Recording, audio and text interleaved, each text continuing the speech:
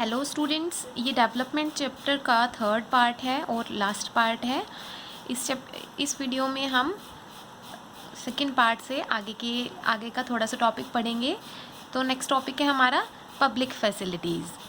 ठीक है, public facilities देखो क्या होती है। गवर्नमेंट के द्वारा सिटीजन्स को जो नेसेसरी फैसिलिटीज़ प्रोवाइड की जाती हैं उनको हम पब्लिक फैसिलिटीज़ कहते हैं। These are the necessary facilities provided to citizens by the government। इसके एग्जाम्पल क्या है देखो, जैसे कि पब्लिक स्कूल्स होते हैं, गवर्नमेंट स्कूल्स होते हैं, गवर्नमेंट हॉस्पिटल, जो transport facility government buses provide करती हैं, इलेक्ट्रिसिटी। तो ये सारी जो है हमारी वो नेसेसरी फैसिलिटीज़ हैं जो सिटीजन्स को गवर्नमेंट के द्वारा प्रोवाइड की जाती है। We need this facilities because we can not purchase everything with money. देखिए, ये फैसिलिटीज़ की ज़रूरत हमें इसलिए क्योंकि हर एक चीज़ जो है वो पैसे से नहीं खरीदी जा सकती। जैसे कि देखो, अब पोल्यूशन फ्री एनवायरनमेंट, एक पोल्यूशन, आप देखो वैसे कहा जाता है कि हर एक चीज़ पैसे से खरीदी जा सकती है, पर आप एक बात बताइए, क्या आप एक पोल्यूशन फ्री एनवायरनमेंट को ख़रीद सकते हो? नहीं खरीद सकते ना, unless you shift to a community that can afford this. जब तक आप एक ऐसी जगह शिफ्ट ना हो जाओ जहाँ पर ऑलरेडी ही एनवायरनमेंट पोल्यूशन फ्री हो, तब तक आप एक पोल्यूशन, हम ये कह सकते हैं कि हाँ, आप पोल्यूशन फ्री एनवायरनमेंट को नहीं खरीद सकते। तो ये बताओ कि इस तरह की कम्युनिटी जो है वो भी तो मैनेज करनी होगी ना। इस तरह की कम्युनिटी हमें मैनेज करनी पड़ेगी जहाँ पर ऐसी फैसिलिटी हो कि वो पोल्यूशन फ्री एनवायरनमेंट है। तो यानी इस तरह की कुछ चीज़ें होती हैं, तो वो कौन प्रोवाइड कर सकता है हमें? वो प्रोवाइड करती है government. Therefore, public facilities are provided to avail the benefit by all। इसलिए जो ये पब्लिक फैसिलिटीज़ होती हैं वो इसलिए प्रोवाइड की जा रही हैं ताकि उनके बेनिफिट जो है वो हर एक इंसान उठा सके। And not by only a single person, यानी किसी सिर्फ सिंगल इंसान के लिए पब्लिक फैसिलिटी नहीं होती, सिंगल पर्सन के लिए नहीं होती, ये सबके लिए होती है। जैसे कि अगर स्कूल खुल रहा है एक एरिया में जो कि गवर्नमेंट स्कूल है, तो किसी सिंगल बच्चे के लिए नहीं खुलेगा ना, वो स्कूल इसीलिए खोला जा रहा है ताकि उसमें आसपास के सभी बच्चे पढ़ सकें। सिर्फ एक बच्चे के लिए तो नहीं खोला जाएगा स्कूल। तो अगर एक ही बच्चे को स्कूल जाना हो, ऐसा तो नहीं होगा सिर्फ एक ही बच्चे को स्कूल जाना है इसलिए खोला गया है। तो उस प्लेस पर स्कूल इसलिए खोला गया है क्योंकि वहाँ पर रहने वाले और लोगों को भी उसकी ज़रूरत है। वहाँ पर और भी बच्चे जिन्हें एजुकेशन की ज़रूरत है, इसलिए गवर्नमेंट ने वो स्कूल खोला है। तो इसलिए कुछ चीज़ें ऐसी होती है जो सिर्फ सिंगल पर्सन के लिए नहीं होती है, वो सबको प्रोवाइड करने के लिए की जाती है।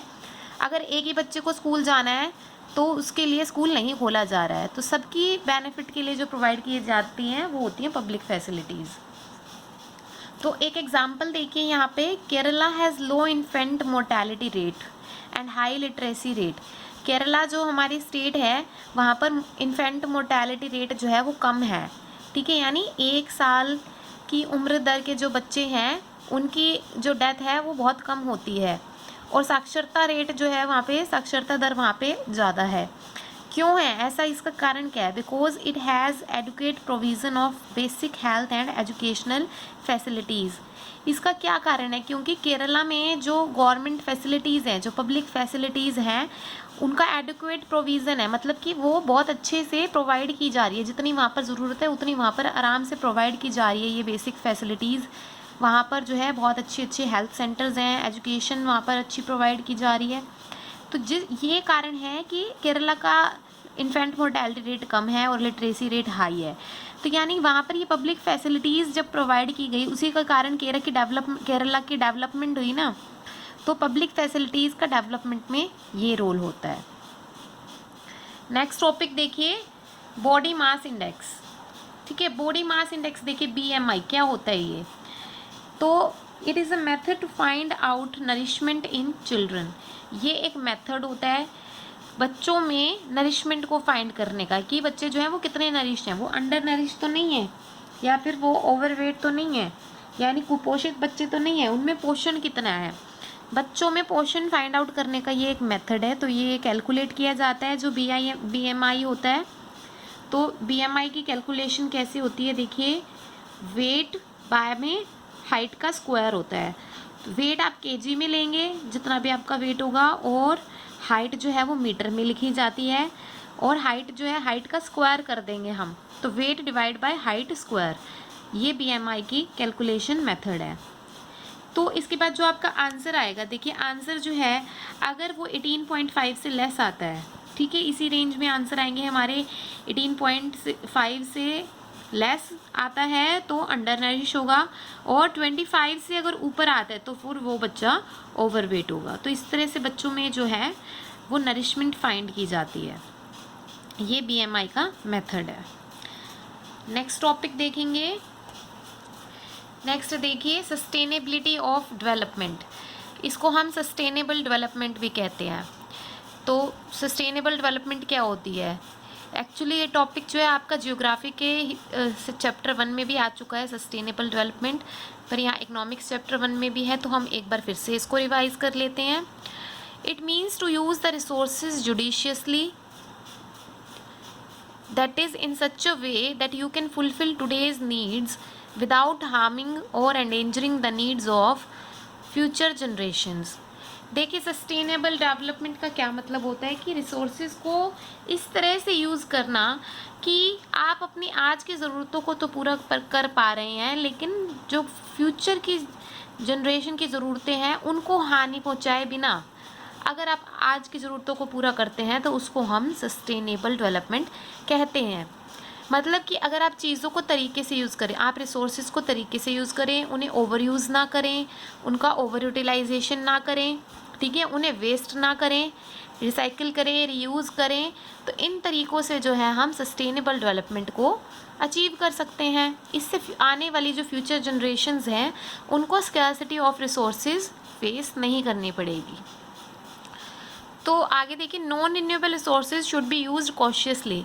जो देखिए नॉन रिन्यूएबल रिसोर्सेज होते हैं, कौन से होते हैं? यानी वो रिसोर्सेज जो अगर एक बार ख़त्म हो जाएं तो एक लाइफ टाइम में दोबारा नहीं बनते हैं, वो दोबारा बनने में बहुत साल लेते हैं, लाखों करोड़ों साल लेते हैं।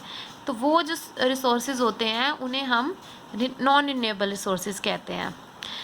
जबकि अगर रिन्यूएबल रिसोर्सेज की बात करें, आपको देखिए नॉन रिन्यूएबल रिसोर्सेज तो तरीके से यूज़ करने ही चाहिए, क्योंकि अगर ख़त्म हो गए तो दोबारा नहीं बन पाएंगे। लेकिन इसका मतलब ये नहीं है कि रिन्यूएबल को जैसे मनाया वैसा यूज़ करें। रिन्यूएबल रिसोर्सेज भी हमें ओवर यूज़ नहीं करना चाहिए। क्यों नहीं करना चाहिए? क्योंकि अगर आप जो चीज़ अवेलेबल है उसको भी ओवर यूज़ करोगे तो वो उसकी भी तो एक टाइम पे कमी हो जाएगी ना, ठीक है। और हो सकता है वो चीज़ दूसरी जगह अवेलेबल ना हो और आपके पास ज़्यादा अवेलेबल है तो आप उसे कंज्यूम करे जा रहे हैं, ओवर यूज़ उसका करे जा रहे हैं। तो एटलीस्ट अगर आपके पास वो एडिक्वेट मात्रा में है, आपके पास वो सही मात्रा में है, आपकी ज़रूरत से भी ज़्यादा है, तो दूसरी जगह प्रोवाइड की जा सकती है ना। बट अगर आप ही उसको ओवर यूज़ कर लेंगे तो उसको दूसरी जगह प्रोवाइड कैसे करेंगे? नहीं कर पाएंगे। तो दूसरे को हो सकता है कि स्कैर्सिटी फेस करनी पड़े। तो also renewable resources should not be over used as this may create scarcity. आप रिन्यूएबल को भी ओवर यूज़ ना करें, क्योंकि ये स्कैर्सिटी क्रिएट कर सकता है, उनकी कमी क्रिएट कर सकता है, and uneven accessibility of resources. और ऐसा हो सकता है कि कुछ लोगों के पास तो बहुत अच्छी अमाउंट में ये रिसोर्सेज पाए जाएं, लेकिन कुछ लोगों को इनकी पहुंच ना हो, ऐसा भी हो सकता है। तो ये वो कारण है जिस वजह से हमें सस्टेनेबल डेवलपमेंट का मेथड अडॉप्ट करना चाहिए। चीज़ों को रीयूज़ करना चाहिए, रिसाइकिल करना चाहिए, ओवर यूज़ नहीं करना चाहिए, उनको तरीके से यूज़ करना चाहिए। तो इन्हीं मेथड्स को अचीव करके हम सस्टेनेबल डेवलपमेंट को अचीव कर सकते हैं।